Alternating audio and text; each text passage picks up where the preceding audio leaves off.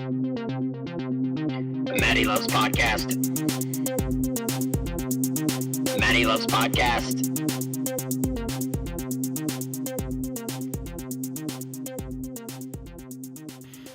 Welcome back to another episode of Matty Loves Podcast. We're on the anniversary tip, so to speak, this week as we are bringing you episode 42, the Jackie Robinson episode. The only reason I'm calling it the Jackie Robinson episode is because he wore the number 42. Of course. So it's very synonymous with sportsdoms and fandoms and all kinds of dumbs.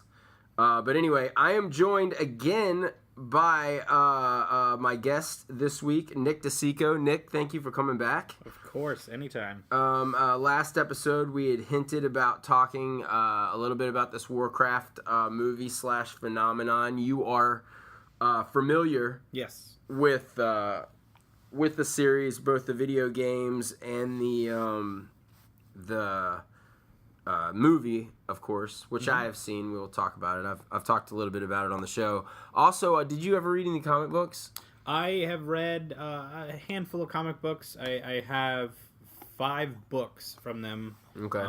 The most recent book that I read from the Warcraft series was War Crimes, which was a book setting up the next expansion. Not this expansion coming up, but the last expansion last time. Okay, so I have all the comic books that Jim Lee has drawn the cover of, basically, of Warcraft. In my up until about, I would say, like 4 years ago, I wanted to own every Jim Lee cover because he's one of my favorite artists of all time, and as a kid he was my favorite, hands down.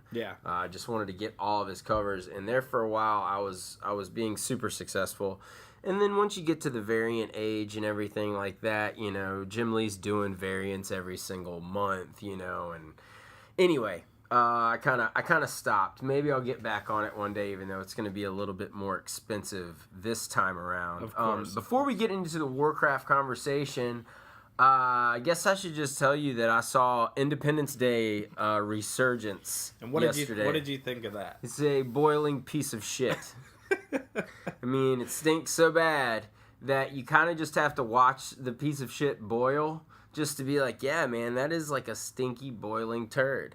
However, so sad. Yeah, but however, one key to this whole thing here is it's so bad, it's almost fun to watch. And it's really stupid to go ahead and spend the $18 and sit in the D box like I did and watch it. It is, for what, you know, I thought would be a fantastic movie to watch, 3D D box, it could not be farther from that. It was just, there was one part where this African warlord who's a part of the team, yes, there's an African warlord that's a part of the team to fight aliens, who's apparently his group in Africa are connected to the aliens' brains, because they apparently came across one. They have a whole entire prison full of aliens, by the way, in this film. Wow.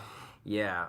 Anyway, This is already sounding phenomenal. the warlord puts like swords, like, you know, 2 swords, like into the sheaths that are strapped to his back, and I think that rocked me just as hard as like an alien punching something.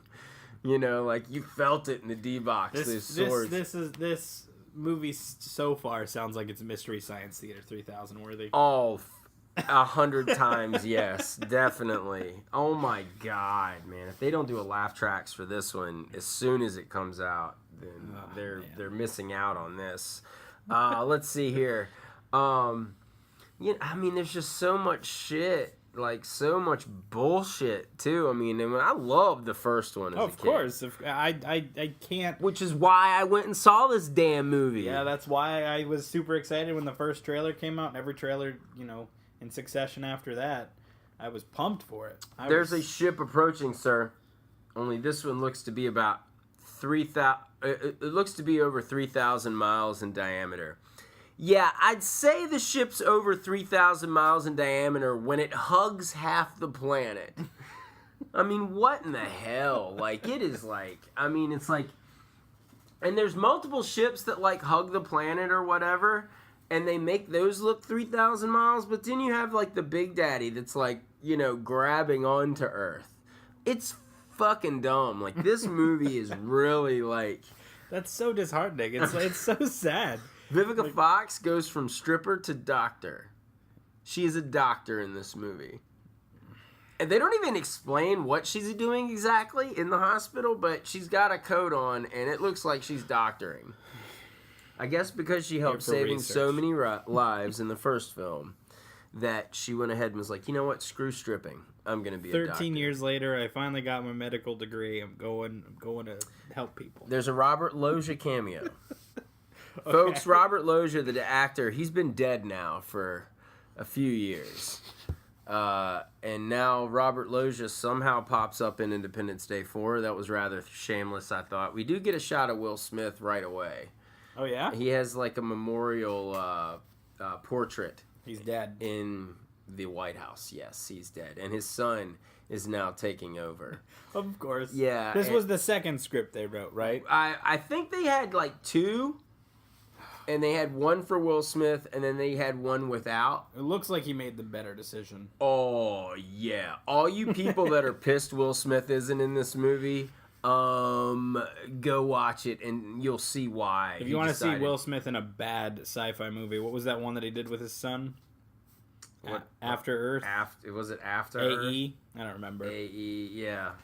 Some bad sci-fi movie. Yeah, I never watched it. I never saw that. I never saw I Zombie or I Am Legend. Never saw that. I Am Legend was good, but I mean, it wasn't the comic. Yeah, I never saw any of that. I'm just, I guess we'll see. I guess we'll see if his decision pays off. If Suicide Squad is good, which to me, it's got to be better than this. What sounds like the worst movie of 2016. Look, if you've listened to past podcasts, I hate Batman and Superman. Like, I hated it. Like, I thought it was just terrible. But this, I'll watch Batman and Superman, like, we also have. I don't know if you could pay me to watch the new Independence Day again. We also have the extended cut of Batman vs Superman that could possibly redeem it slightly, but I don't know. I don't think so either. I really don't. Now you're adding in Barbara Gordon, apparently. You're just adding more bullshit. So we have a contender for worst movie of the year. Then. This is 100%. This is the worst movie of the film. We're 6.5 months in, almost 7 months into this year, and you're gonna say 2016. We're right in the middle of the summer movies here at the end of June, going into July. Yes.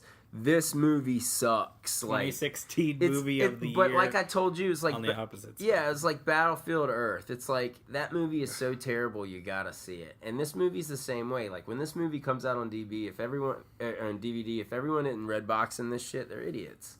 Like you gotta. This is a date. This is a date movie. Yeah, have some beers. Like this movie is pure trash. Best part of the movie, Judd Hirsch and Jeff Goldblum, and even their shit was weak sauce. You got Jeff Goldblum in the middle negotiating with these African, warlords that now have alien guns and, it's whatever nonsense. They don't explain to us at all how we've implemented the alien technology into our everyday technology. R&D, bro, R&D. It is 2016, and it looks like, future, yeah. They don't explain shit. The president of the United States in this movie, pure trash. The second president of the United States in this movie, pure trash.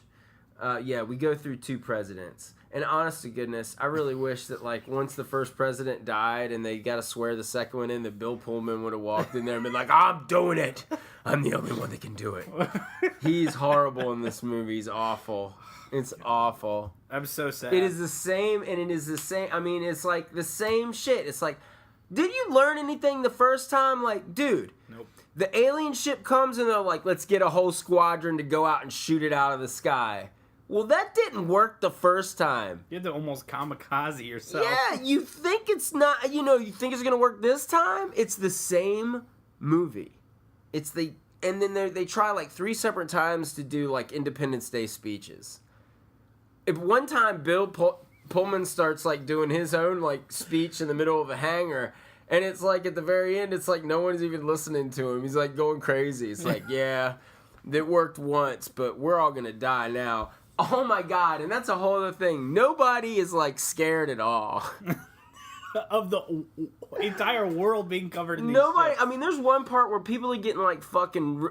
Excuse me, Mom. People are getting ripped out of the sky, like getting ripped out of the sky. Cars, everything, and they're running, but no one is like scared. Like no one is freaked out.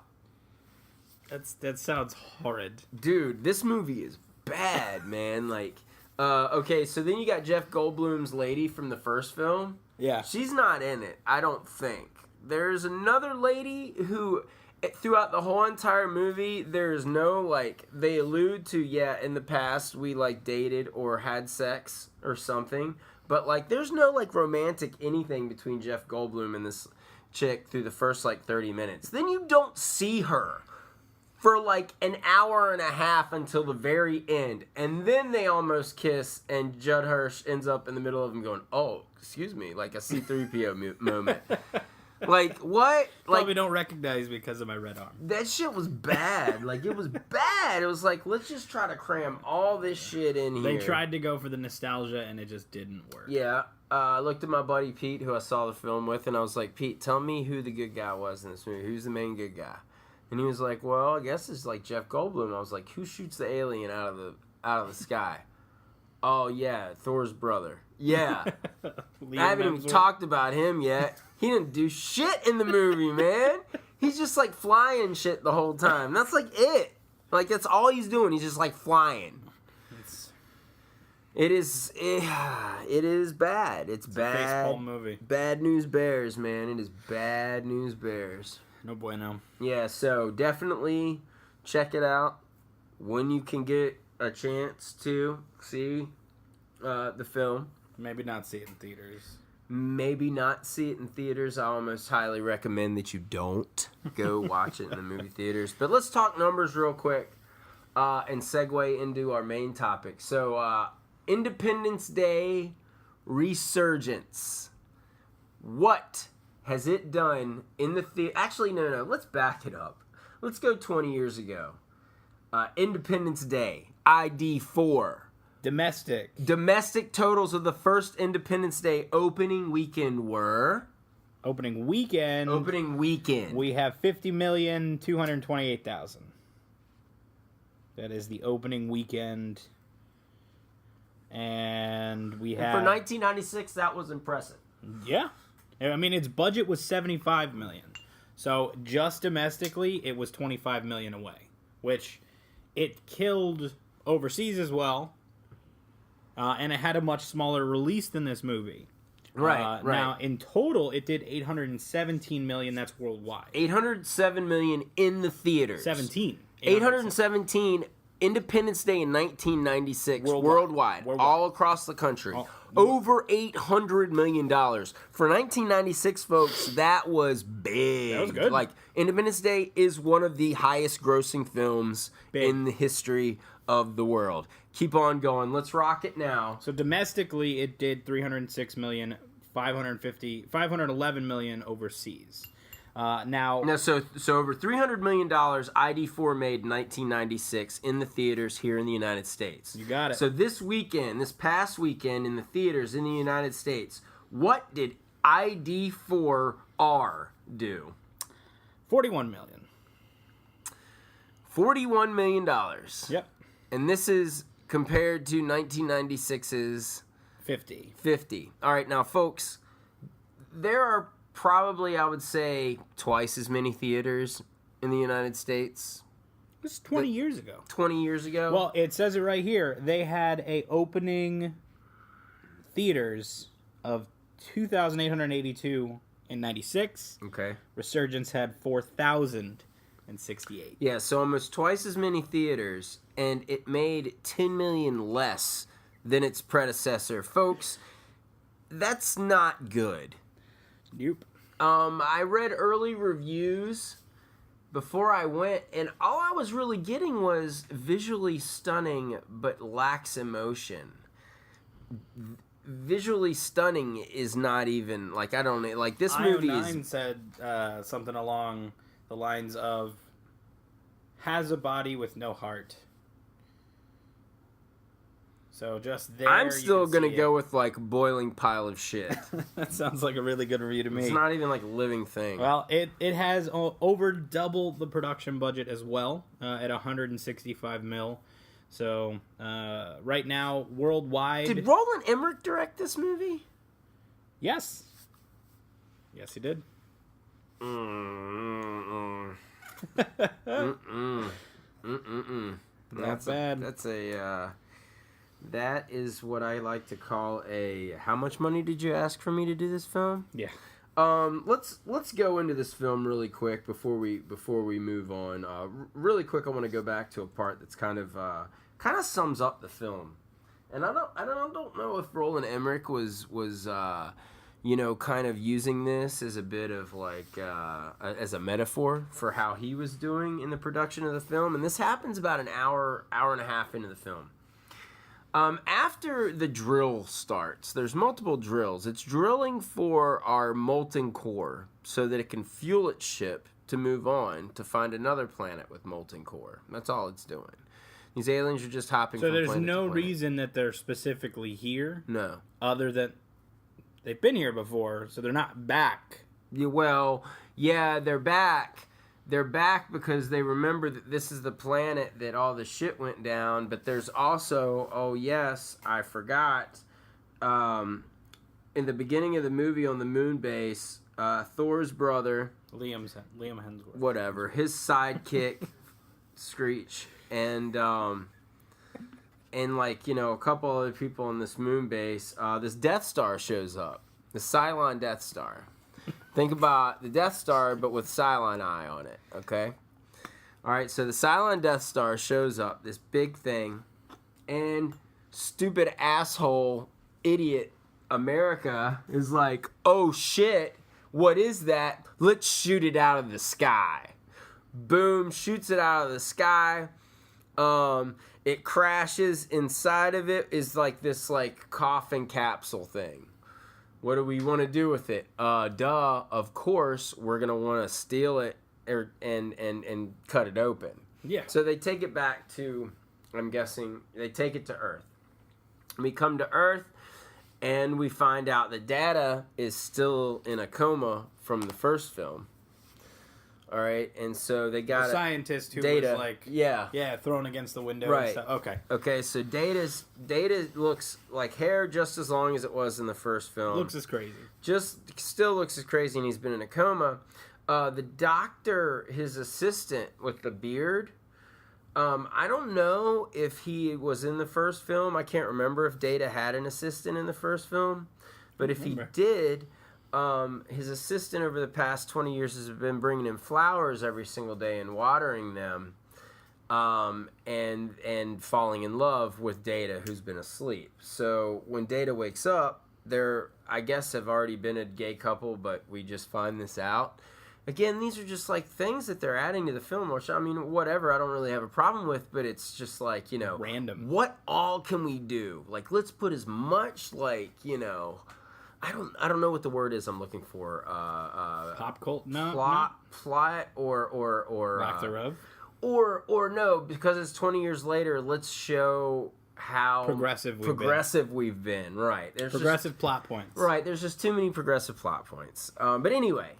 So Data comes to life, and Data like has his like bags hanging off of him, right? Whatever, the insulin bags. Yeah. That he needs or whatever. Yeah. The IVs and stuff. And he walks in the place with the coffin, and they clearly show like the door shut on his IV bags, but like they don't do anything about it. So I guess it's okay that that happened. Like that was one of the little things I'm like, why even show that and him not be like, or something like that, like nothing like that happened. So anyway, so Data is like, okay, well, I'll cut it open with this laser thing that I invented. So he takes the laser. While I was asleep. He takes the laser and he cuts it open, and it opens up and comes out another like mini like golf ball with a Cylon eye. Turns out right before that, and all the writings that all the people that had connections with the aliens had that have been writing all over their walls, Bill Pullman, Data, the guy, the African warlord, they're translating. They show the African guy. They're like, this guy's been writing stuff on the wall. Can you translate? And he's like, the enemy, or is like the enemy of my enemy is my friend. Is basically what they find out. This white ball rolls out, and it's like, I am the enemy of the alien, and I know how to beat him, and they're chasing after me. What? And you can't let them find me here on Earth. The golf ball. The golf ball. But that's like, it's a giant golf ball. Yeah. So all of a sudden, so now we have. I mean, dude, are you like? I know I've been out of order with a lot of this stuff, but are you like following anything that's going on man. here? It just No, this sounds horrible. Yeah, dude, this is bad. It's bad. It's really bad. Why did they have to sully the good Independence name? I don't know. What do you think? What did you think? But anyway, dude, I haven't even gotten to where I was going with all this. All right, okay. Do it. So, once the drilling begins, okay, and they're drilling, they wipe out the entire ocean of all of its ships and everything, except for this one freighter of like Russian guys or whatever. And they're drinking because, it's over, right? They get a distress call from a worldwide distress call. If you're out in the ocean and you can help us, and figure out how long it's going to take for them to drill to the molten core, and you have devices that can do that, hit us back. And so they're like, well, we can, because reasons. Yeah, so we have the technology. And they're like, okay, well, can you help us? And then they look to the captain, and dude's like, President's on the phone. Do you want to help him out? And he was like, yeah, for like $100 million. And everyone starts laughing, and dude turns. And of course, he turns back and says, deal. And they're all like, what? All right. And they get to work. The world's ending. That's the best part of the whole movie. And I swear that's Roland Emmerich saying, this is what happened when the studio called me to do this film. He's sitting there with his people. He puts them on speakerphone. He's like, we'll do it for $100 million. Like, outright. No questions asked. Deal. I mean, oh, dude. It's just, oh my gosh. It sucked. I just spent 22 minutes talking about Independence Day 2. Sorry, Independence Day folks. bad. I was only thinking we were only going to go like 10. But that's fine. Let's talk. All right, let's go back to the box office, bud. All right. Let's go back to Box Office Mojo. Boom. Already there. All right, so let's talk. We're going to talk a little bit in depth about the film Warcraft. Yeah. As we transition from one bad movie now to an excellent film. An excellent film, and I would say it's excellent film not from like an acting standpoint or a filmmaking standpoint. No. It's just fresh, man, and that's why I like it. It's a fresh thing, and hopefully totally new movie. As we're back now in this day of like constant sequels, and everything. This is definitely something that they need to capitalize on here. But anyway, so World of Warcraft. What did it end up doing opening weekend? Opening weekend was domestically $24 million. In America. Yes. So, how many theaters? 3,400. Okay, so not as many theaters as Independence Day. However, clearly not as much money either, being that, I don't think a lot of people in America... Look, Warcraft's been around now for a long time, 20 years. Yeah. And 25. There are definitely a lot of people that have been burnt out on that and are past the burnout stage to the point to where they don't even think about Warcraft until someone mentions, hey, remember playing Warcraft? Oh my God, yes. Yeah, you have people who were born when the game came out or that are graduating college. Right, exactly. Kids that were born after the game came out who are just experiencing it now for the first time. And dare I say... a lot of the audience who plays Warcraft or World of Warcraft still are tech savvy, so most of them probably stole it off of the internet. Sure. Let's be real. But anyway, so 24 million people in America. Now, folks, I've already said this in a previous podcast that this film has been a huge success. But it's not because we here in the States have been giving it play on that opening weekend. Nope. What did it do internationally opening weekend? Internationally, it doesn't have the international numbers, and their site is down, so all I have is whatever's loaded here. But I can tell you what they've done so far, gross. Okay, what's the total gross now? 24 million domestically here in the opening weekend, and it's gone worldwide, what? 368 million worldwide, total of 412 million. Okay, so folks, that is so it's done 100 million in the U.S. 44 million in the U.S. It's only done 44. 368 Still worldwide. Really? Yep, it only did another extra 20 million over the past few weeks. So it made its money back and then some on everybody else in the world. Mm-hmm. Why is that? Well, the vast majority of the player base for World of Warcraft is over in China. And China has been absolutely killing it when it comes to the full scope of money. And their goal that they had to hit to kind of make another one was roughly about 500 million. Now, have they announced a sequel? Not yet, but BlizzCon is coming up in November. So they'll talk about the full scope of it. I'm sure it still has a couple different releases, like right. Japan still has a couple releases.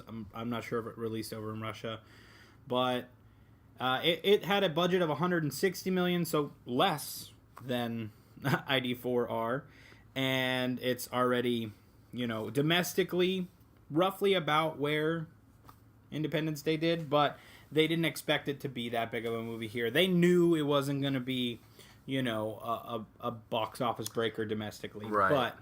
But they still wanted to make it because there are plenty of people who wanted it made. Okay, so with all of that said, I would imagine that there would be a sequel in the works. And I think that I'm trying to think back of films in the past that had, openers that didn't do too well, but then the sequel was just like, everybody went and saw it because everybody ended up seeing that movie once it came out, like on video or DVD. Animated movies do that a lot. I'm trying to think of like a live action movie. Wasn't The Purge kind of like that? Like the first Purge was horrible. Yeah. Like it did horrible in the box office. And then the second one, because its budget was so bad. Right. It blew expectations out of the the water. But then the second one blew up. Was amazing. Not a good movie, but it was a good box office hit. Right. Kind of the same with not the Conjuring. What's the other Paranormal Activity 1? Yeah. That one did good. Yeah. Paranormal Activity 2 skyrocketed. Yes. Yeah, but horror movies are like that. Yeah, though. they are. Horror movies, especially after. How did Back to the Future fare? The first one. That one did really good. No, because it was Zemeckis. Well, yeah, and I think I read somewhere too that year Michael J. Fox. I mean, he dominated in 1985 because he was in the number 1 and number 2 domestically successful films. That was Back to the Future. I'm trying to think of like Teen movies Wolf. that blew up for and then did their predecessor. I would think that more people domestically saw Back to the Future 2, but that was, a lot had happened in that 4 years for Spielberg and everything, and Zemeckis and that whole crew, and I think that, naturally that sequel was going to be, bigger. Yeah. Better. Not a better movie, but,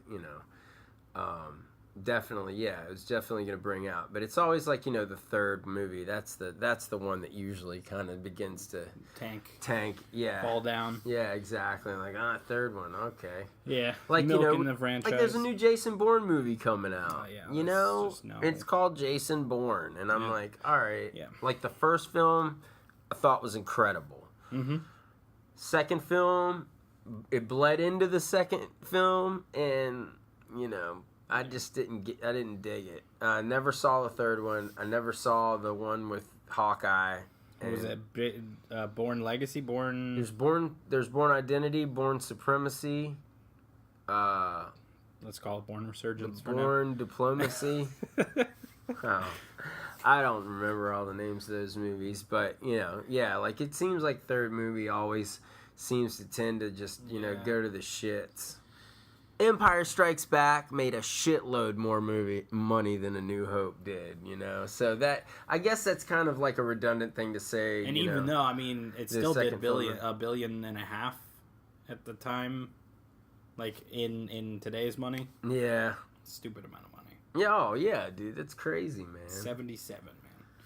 Well, we always talk about Star Wars, though. Did all the Harry Potter movies keep going up as far as money goes? I think the only one that went down, or only two that went down, were... Prisoner of Azkaban probably went down just because that was that wasn't the second one, was it? Or was number that 3?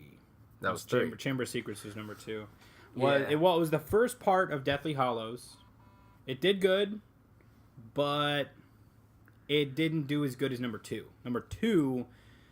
Part 2, the last movie, was the one that went up. Well, that's because it was going to be the Finale. last one, too. Yeah. Now, have they delayed that new one? No, it comes out in November. Oh, so it was supposed Magical to come. Beasts, It yeah. was supposed to come out in November. Yeah. So when we were getting those previews back when we saw Star Wars, that was previews for a movie that was a year away. Yeah. Oh shit, man! See, I thought that was a summer movie. Mm-mm. Oh, okay. Now that Harry Potter and it's Magical Beasts and Where to Find Them is the movie that's coming out, and that is coming out in November. I believe it's either November or October. I'm pretty sure it's November. Yeah, Harry Potter battles the streets of America or something. Well, it's not Harry Potter. This is based in the past. Before Harry Potter this existed? Is, following Newt Scamander, which is somebody who Harry has a book from in school. So this guy is an explorer of the world and likes creatures in the magical world and wrote a book about it, and that's where it's taught in Hogwarts. So he's going to America. He's in America. So this is basically like if we were going to Hogwarts, we would have to read this book. Mm-hmm.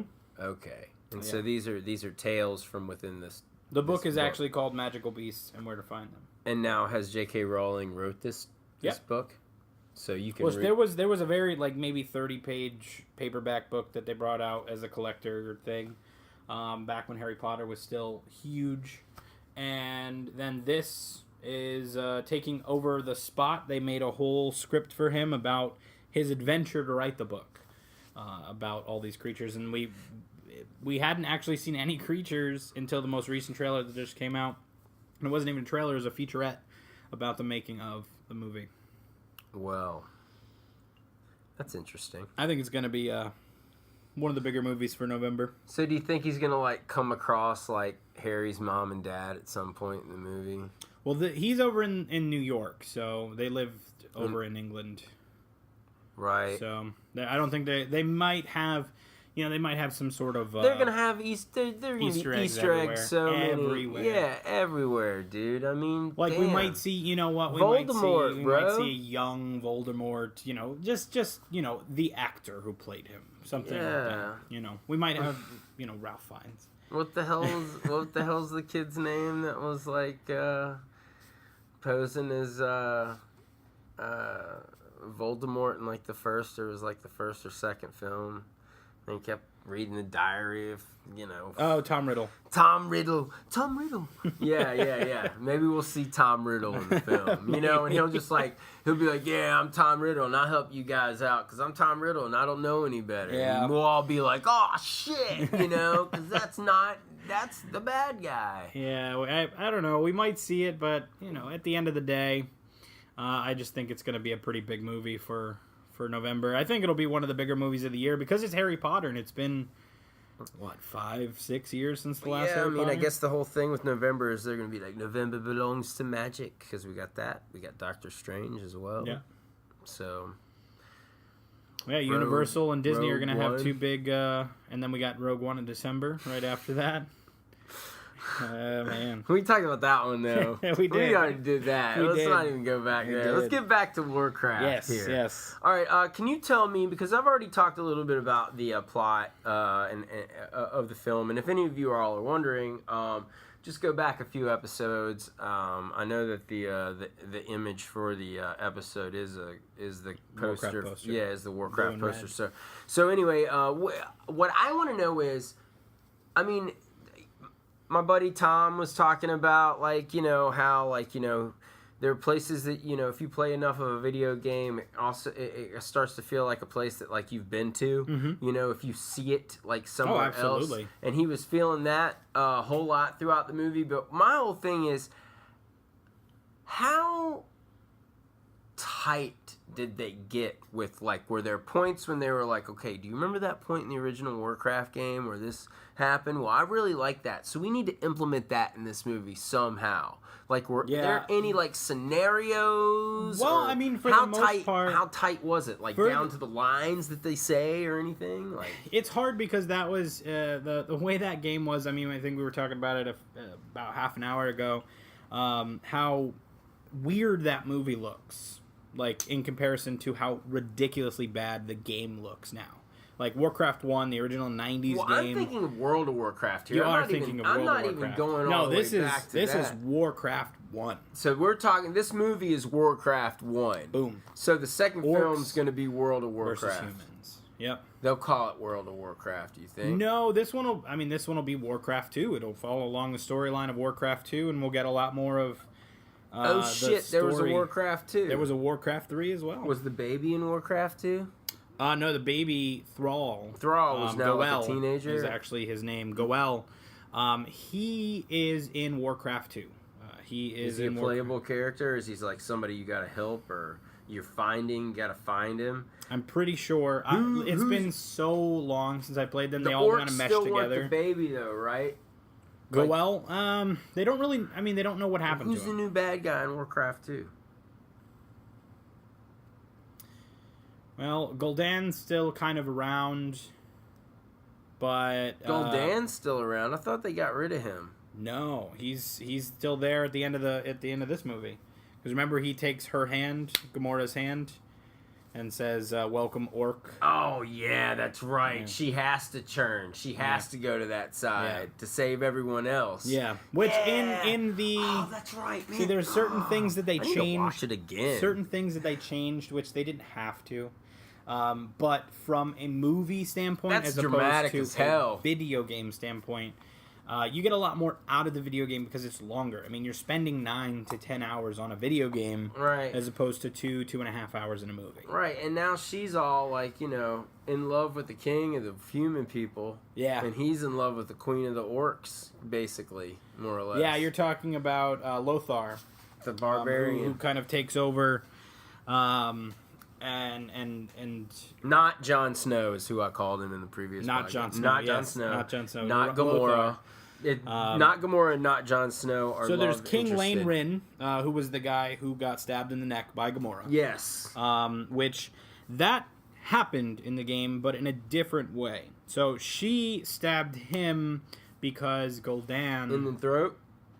In the Okay. She killed him. She stabbed him in the throat. Yeah, I believe in the the throat, in the neck, in the back, something. But the throat stabbing is still going on. Yes. Like the throat stabbing is. She still killed him, but not for the same reason. Okay. Gul'dan mind controlled her to do it. And in the most recent expansion, Warlords of Draenor, there is a full quest chain to unlock her from Gul'dan's mind control, because he does it again in the time frame that we're in the game, because it's hard to explain everything in World of Warcraft. Gul'dan lives a long time, I'm guessing. No, he doesn't. So the only reason he's back is because we've traveled through time. Okay. This is where it gets complicated. All right, so then who kills Gul'dan in Warcraft 2? I don't remember. There's a whole lot of stuff that goes on with Manaroth, which is the person who gives Gul'dan the Fel and the blood of Manaroth. Yeah, where's that guy? Not around. Because is he like Fel Prime? Like, is he the guy that started it? He's not the guy, but he's one of the guys. Yeah, Manaroth is like one of those guys who, if you right now throw on the trailer for, it's the cinematic from Warlords of Draenor, you will see Gul'dan, you will see all the characters that you saw in Warcraft, and you will see Manaroth, but you will see a completely different version of what happens in Warcraft. In Warcraft. Why did they in the hell they do this? This is very complicated, but the book that I was telling you about, War Crimes, that I read, at the end of the expansion Mists of Pandaria... Is this a behind-the-scenes look, or is this like actually like a Warcraft like novel? Well, no, this is... Because it sounds like War Crimes, the real reason why World of Warcraft got so damn confusing. It basically is why everything went to shit and why everything got so complicated. But at the end of Mists of Pandaria, there is a character named Garrosh who is basically... A garage. Yeah, he's a garage. This is my friend, Garrosh. Don't give him shit about it. He has messed up the entire world. He's done stuff that people, like, on both sides, the Alliance and the Horde, had to come together to fight him because of all the bad things that have happened from him, what he's done. And he goes through a trial. They're like, we're not going to kill him instantly. Okay, all right. Go through a trial. Okay. At the end of the trial, he gets teleported through time Back to Warcraft. Back to the time before the portal opened in the movie. Oh, okay. So right before the portal orcs opened, go through. The orc, he teleports back there before they become green. Okay. So they drink the fel. So they're still Caucasian orcs. They're still the orangish color. Yes. He teleports back in time with help from what is called the Bronze Dragonflight, which, yes, it gets so much more complicated. The Bronze Dragonflight are the timekeepers. So all right. They can help. One of them is a rogue who doesn't conform to the right rules. Helps him. This is where we are now in the current expansion. He teleports back in time and messes up everything. So now... So the they knew 52 Warcraft? The whole storyline up to that point is when we play the game right now, if I go and log in, I am in a different universe than the Are they planning universe on of going where... back? Yes. That's the whole point of this. Yes. We gotta change the game for everyone that's been playing it for so long. But they're not changing the game because where we are in what's called Draenor, which is the world before it's decimated by Gul'dan and Manaroth and the Legion and everything. The galaxy of the Flush. There's the universe of Draenor. Gul'dan is still in this game. And he is basically, at the end of this expansion, sent through to modern time in a different universe. So like, our real universe where we all Earth. came He's from. on planet Earth. He's on Earth 1, and he came from Earth 2, if you want to call it that. Is he human or is he orc? He's orc. He's orc. Whoa. So he went now, and now this is the Is he like expansion walking we're coming around? up to. Is he in New York wearing like a detective outfit, trying to conceal, like he's got the fedora on? He's going now to unlock Illidan, which is a main character in the Warcraft series. And Illidan can fix us. Illidan is a bad guy. Who's gonna be able to turn everything back? We as the characters band together to fight evil. Okay, so when is this raid gonna be over with? And never. I mean, they have so many years of... When are you going back to the real world? We're in the real world now. But no. Like the original World of Warcraft universe, or is that done? That's done. You can never ever go back. That's done. The only time we ever are able to do that is what... In a few expansions, they brought out what's called the Caverns of Time, which I'm glad I mentioned. So wait, you can't play from the very beginning anymore? No, it doesn't. That's a different type of game. It's an RTS instead of an RPG, MMO RPG. No, I'm not talking about Warcraft. I'm talking about World of Warcraft. World of Warcraft. You can't go back from the very beginning? No, the world has changed due to Cataclysm, which was the third expansion. So basically now, if you're like a 12-year-old kid just getting into computer games and like loves World of Warcraft, and someone tells them about everything before it, they're going to cry. There's so much stuff that's because changed. They can't do it. Think about it. All they can do is read about it. Nope. They can't go back and play it. They can't go back to the beginning. They can play from level 1. Bro, that's like not being able to go back and play like Super Mario Brothers.